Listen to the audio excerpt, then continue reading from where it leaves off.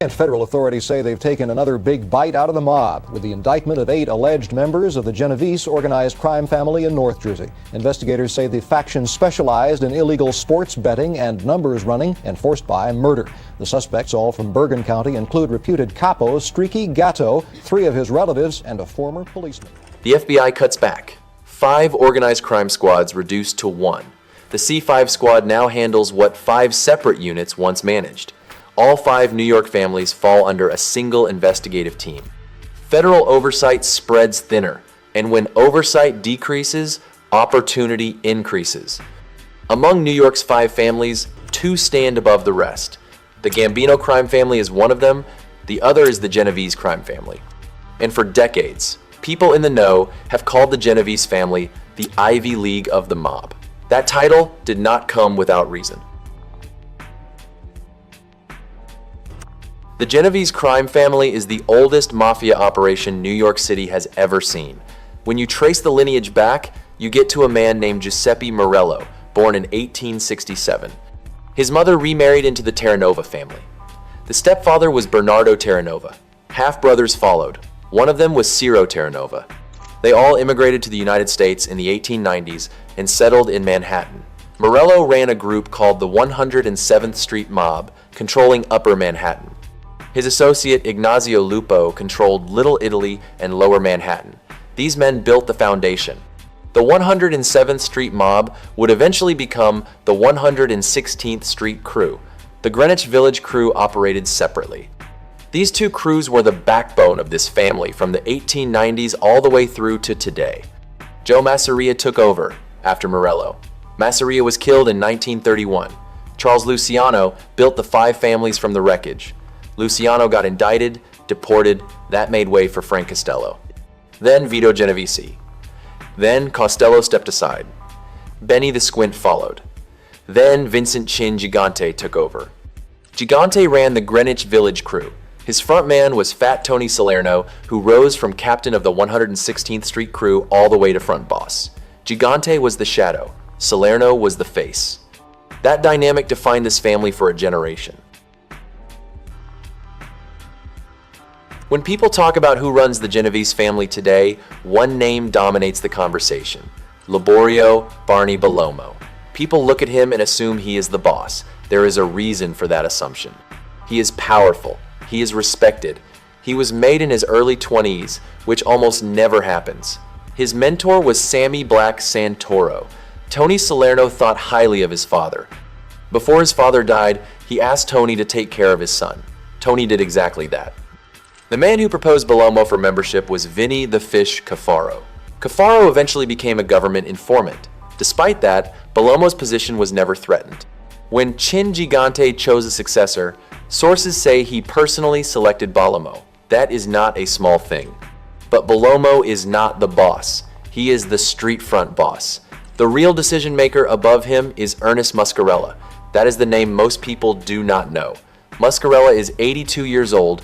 His father Raymond was a made guy in this family. Muscarella himself is a Bronx and Harlem man, old school to the core. You do not see him at parties, you do not see him at wakes, you barely see him anywhere. One person described him simply as a ghost. He grew up many of the young men now sitting in upper echelon positions in this family. He is the shadowy figure at the top. Muscarella and Bellomo together represent the traditional Genovese model, a shadow boss. A front boss. It goes back over a century with this family. The underboss of this family, according to sources, is Michael Ragusa, another complete ghost. There is only one known photo of the man. He is close to Bellomo. He was arrested in the early 2000s in a racketeering case that also caught Muscarella. Ragusa is a father. He is a make money, not headlines type of man. That phrase could be the official motto of this entire family. For consigliere, the number 3 position traditionally goes to an elder statesman in this family. Right now, that is Pasquale Perello, known as Patty. Perello owns a restaurant in the Bronx called Pasquale's Rioletto. He is well respected, he has done prison time, he was indicted in 2016 in Operation East Coast.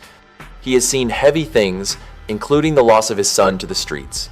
but Perello remains a trusted, high-ranking figure with a crew behind him. Ralphie Balsamo is worth watching, known as The Undertaker because his family is in the funeral home business in the Bronx.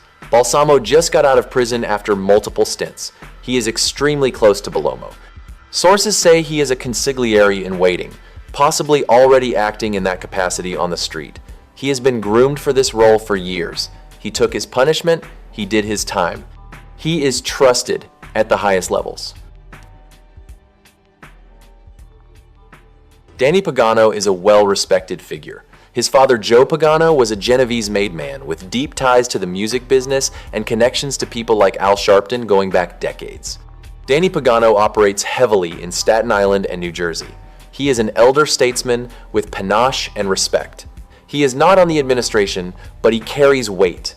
Two names connected to Pagano are Anthony Tony D. Palumbo and James Tenaglia. Both are quick risers. Palumbo came up under former Genovese member Angelo Prisco.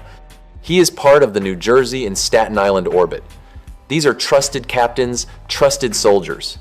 Hippie Zanfino is one of the two most trusted confidants Balsamo has in this world, alongside Balsamo. Zanfino was a bit of a loose cannon coming up. He had direct beef with the Tanglewood Boys in the 90s. The person who made the sit-down with the Lucchese family on his behalf was a young Barney Bellomo. Even back then, in his 20s and 30s, Bellomo had the power to make that happen. Zanfino has done significant time for this family. He is trusted. He is respected across multiple families. He is still in his 60s, which in mob terms means there are good years ahead. Sally Larker is another name to keep an eye on.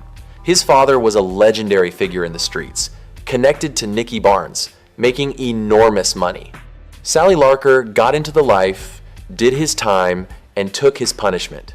He runs in the same circles that his father made famous. Joey Red Diarra runs a small but functional crew in Lower Manhattan. His father, Petey Red Diarra, was a legendary figure who operated near Market and Cherry Street for decades. There is still a social club there today. Joey Red quietly maintained what his father built. The Genovese family continues making new members. Matthew Dino is one of the more recently made guys. He came up on Long Island, wrestled in college, and found his way into the gambling world. He was indicted in a high-profile poker and NBA gambling scheme. His lawyer is fighting the charges. The next court date is in March. The attention was unwanted. The money from those games was not small. Nicky Colesi operates in Upper Manhattan, the Bronx, and Florida. His father operates alongside him. They were all indicted on racketeering charges a couple of years ago alongside John Campanella and Michael Pauly. Most of them have now gotten out of prison. Colesi and his crew ran loan sharking and extortion operations. Word is that Michael Pauly may have received his button. These are the guys who do it the old-fashioned way when the big construction contracts are not available. Carl Fava is another one to watch. He is listed as a soldier, but he had serious control over the tow truck business in New York for years. He cornered that market. He threatened competitors. He fixed bids and contracts. He had a man named Michael Mazzio under him who owned a tow truck company. They called Fava the godfather of tow trucks. He reportedly belongs to a small Brooklyn crew run by Bartholomew Barry Niccolo Nilo. Nilo is nearly invisible. Very little is known about him. But the people who know. Black Dom Dianio is another newer member worth attention. He originally came up as a Colombo associate in Wild Bill Cutolo's crew. He did serious prison time. He had an issue with bringing around Chris Paciello, who later became a government informant. It did not look good for him. He resurfaced after a long stint and slotted in with the Genovese family. Multiple sources describe him as a massive earner. Sources say he is in good standing with the administration specifically because of the money he generates. That is the only currency that matters in this family right now. Not violence, not brute force.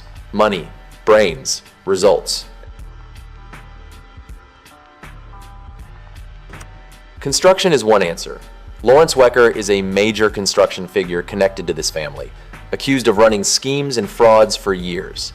The family has historically dominated construction in New York and continues to maintain a footprint there. Loan sharking remains a constant. Multiple crews still put money on the street and collect interest. Gambling operations continue. The poker games that caught Matthew Dino were generating serious money before law enforcement stepped in. Merchant cash advance lending is another avenue, done the right way when the collection methods stay legal, done the mob way when they do not. The smarter guys in this family have moved toward legitimate business. Restaurants, funeral homes, construction companies. Legal money is harder to prosecute, legal money is harder to trace. Barney Belomo essentially sits at a point in his career where he can collect on decades of labor without doing anything stupid.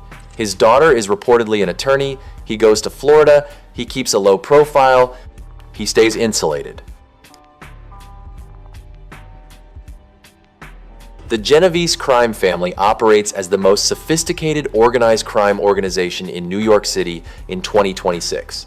Two bosses run this family, one that no one sees, one that barely anyone photographs. The underboss is a ghost. The consigliere runs a restaurant in the Bronx. The captains are earning, the soldiers are earning, the associates are earning, new members are being made, the old guard is still respected, and the FBI watches with fewer eyes than it had 5 years ago. The Genovese family did not earn the Ivy League title by being loud. They earned it by being quiet, by staying structured, by making money while everyone else made headlines. That has not changed in 2026. The family is alive, the family is smart, the family earns. And in New York City, that is all that has ever mattered.